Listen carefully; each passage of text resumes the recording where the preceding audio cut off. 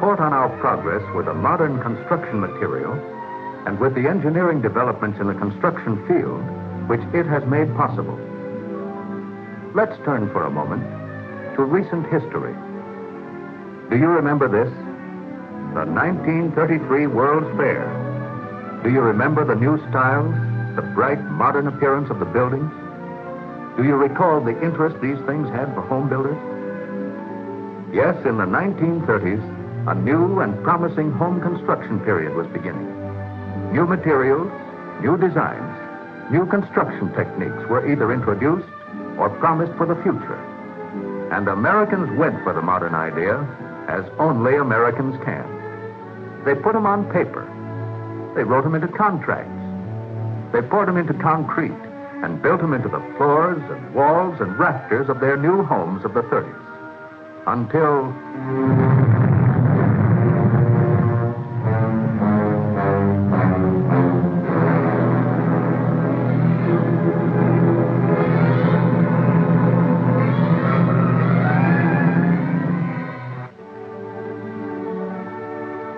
Today, however, Americans look forward to our return to peaceful things.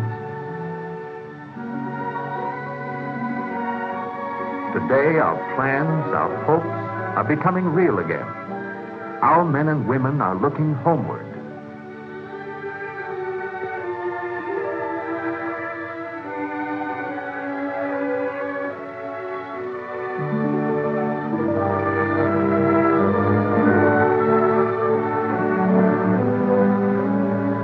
Hopes and plans, houses, homes, these things are symbols of the peace, symbols for the least among us, as well as for the greatest.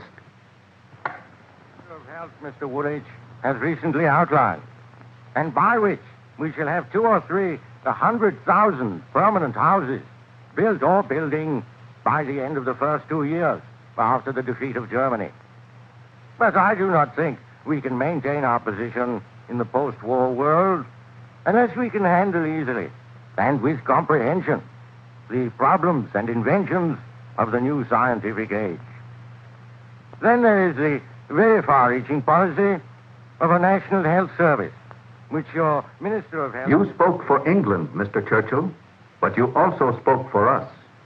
For we shall handle with comprehension the problems and inventions of the new scientific age, and we shall build hundreds of thousands of homes during this post-war return to peacetime activities. Every survey points to the size of this home construction job to be done. If this 13% of the nation's families do build, there will be an unheard-of market, 4 million new homes.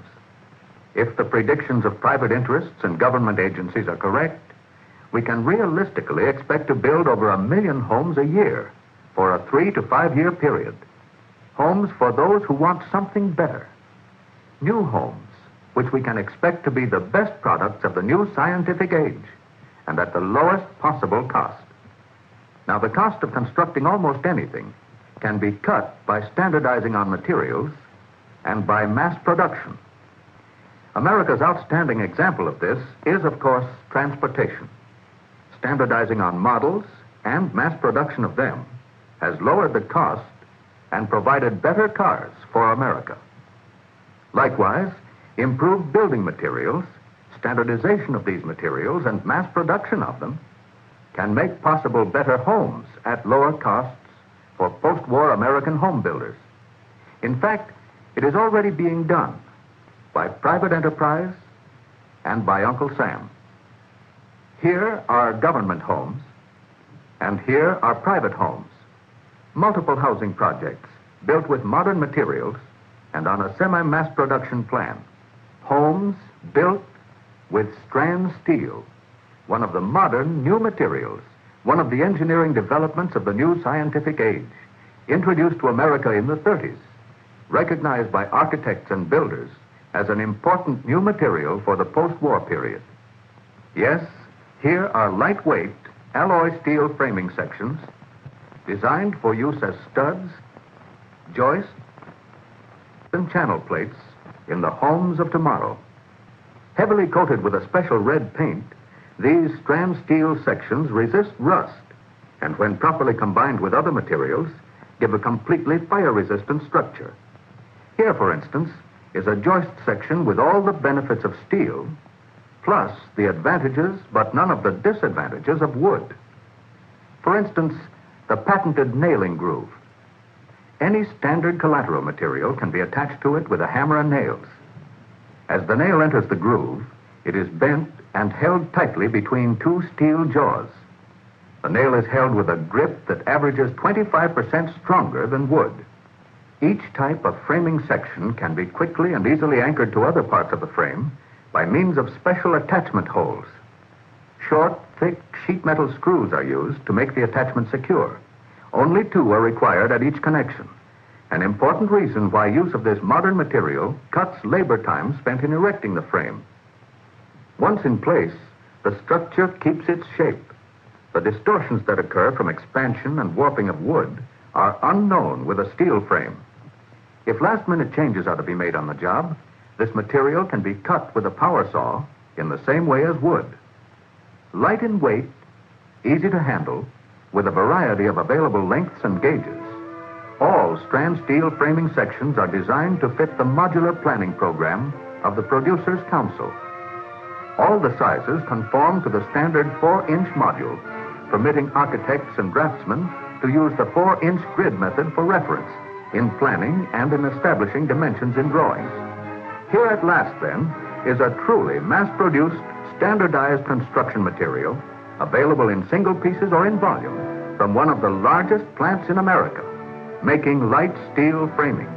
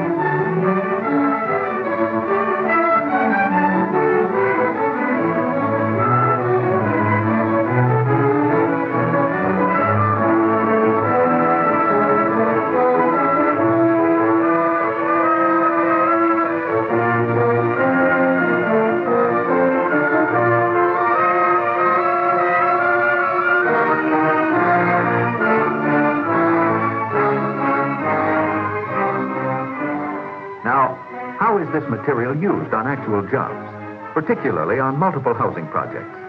What are the erecting techniques that work best with Strand steel?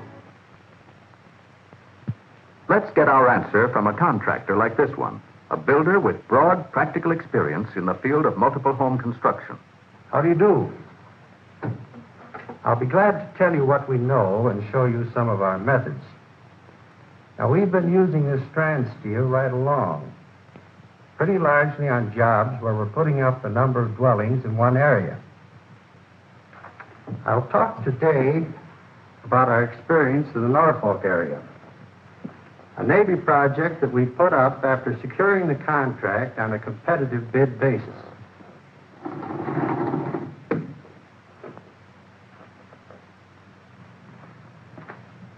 We made some movies of the project as we went along, and that's what I'm going to show you. These are our own homemade movies, so to speak. But some of the shots came out pretty good. At least they'll give you an idea of what you can do with Strand steel on the job.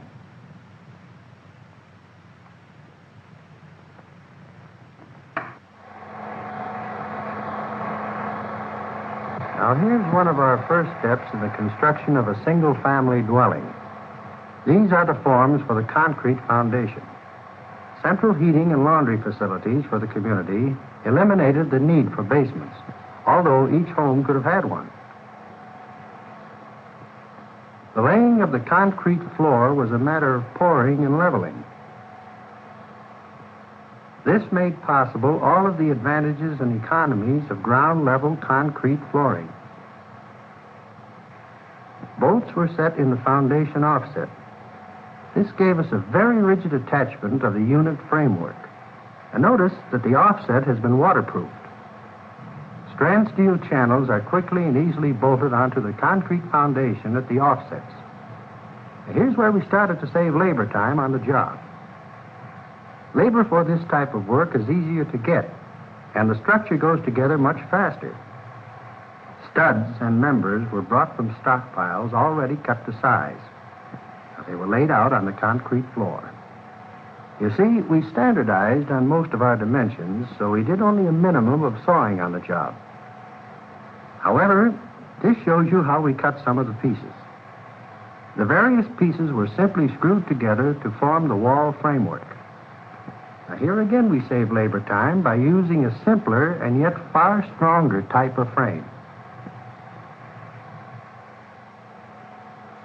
Here's a window frame being attached to the strand steel studs before erection. Very easy to do, and it makes a tight fit. Up she goes. You can see how easily the main sections of the assembled frame can be handled. The second gable end wall is erected and temporarily braced. Now the rear wall is easily raised into place. You don't need a lot of labor to handle this frame, which is one of the reasons why we were able to underbid on this job. Easy does it, and the four walls are standing. This is a typical framework, fire-resistant, economical in erection, stronger by far than wood construction we might have used. We secured the wall studs to the channel plates with self-tapping screws. That's all we used, and we did it fast. Here's a jig table we used to assemble the roof trusses. The important thing here is that using strand steel, we could get the economies of site prefabrication from mass-produced parts by assembling the units from stockpile of pre-cut members. This shows you how the truss ends were dogged together for welding. Welding the entire truss was a matter only of minutes. Welding was not necessary, but here the size of the job made it economical.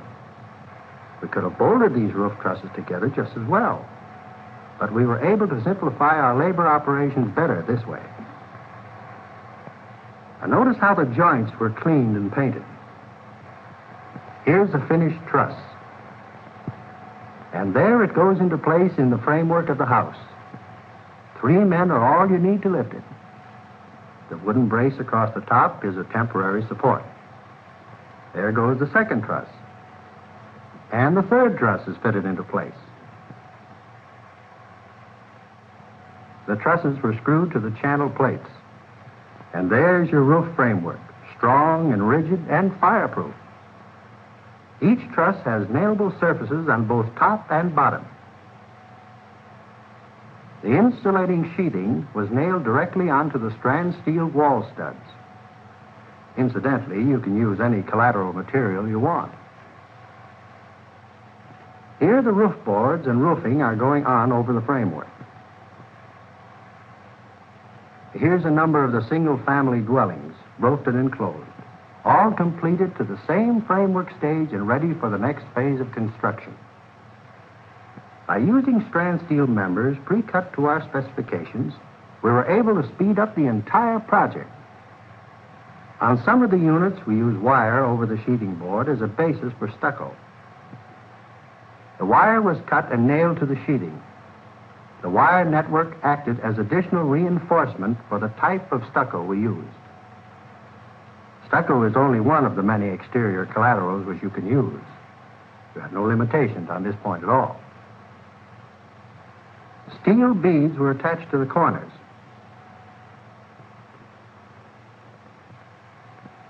One of the greatest time savers was our system for applying stucco. We blew it onto the walls. Of course, the windows were protected while the stucco was being applied. A little touching up on the corners and edges, and the plasterer's work on the exterior was done. Here's the stucco drying on a lot of the units. Now we have some shots of the multiple dwellings. Here, the first floor wall frames have been erected on concrete foundation. Here, we're attaching the second floor joists to the supporting framework. All you need is a screwdriver. Here's a shot of the completed strand steel frameworks on the multiple dwellings. The roofing job is being started. Here you see sheets of corrugated steel being cut to size. We use these steel sheets as a base for our second-story concrete floors. Here's another shot of the entire development under roof. While we were getting the frames up, the electrical wiring and conduit for the entire project was fabricated on the site by a standardized production system. The wiring was installed in each unit through the holes which are punched in all strand steel frame members. You don't have to do a lot of cutting to bring it in at the right place. The same system is used with the plumbing. Now, these men are making up stockpiles of pre-fitted sections. Now, here siding is being nailed to the sheathing on one unit. The architects were not cramped at all in their exterior designs for these homes. Work continued on the exteriors and interiors at the same time. An endless conveyor carried concrete to the second story, where the floor was poured, and at the same time the glaziers took care of their end of the job. So by getting our frames up fast, we were able to keep all the trades at work right from the start. They didn't have to wait for each other a great deal. That's a room-sized composition wallboard. We nailed this material to the strand steel studs to finish the interior. Not all of the multiple family dwellings were clapboard finished. Here the spray method is being used again to complete a stucco unit. And as the construction of the various units progressed, concrete roads were laid down throughout the development. Here's the same street a few weeks later. A small community of comfortable, modern, low-cost dwellings. So there was nothing jerry-built about these homes. The strength of the steel frames and the quality of the materials we placed on the frames put these dwellings entirely out of the class of temporary housing. And yet, the cost to the Navy of erecting these buildings was the lowest cost per unit of any similar housing project at that time.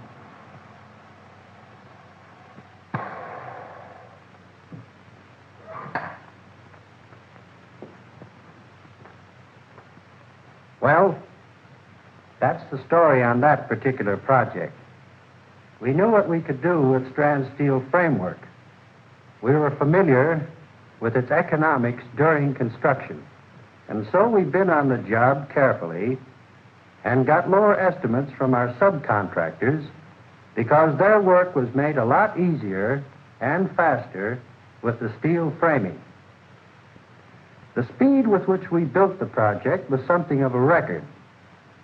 They got earlier occupancy, and we got a faster return on our investment. Speaking for our firm, that's the kind of business we like. The proof of the pudding is in the eating, as they say. And that particular kind of pudding tastes right nice to us. Yes, and the proof of a dwelling lies in the pleasure of those who dwell in it. Here are more homes, for instance, constructed with these same modern materials and methods. Homes where durability and lasting attractiveness are in great part a product of the strength and rigidity of their frames.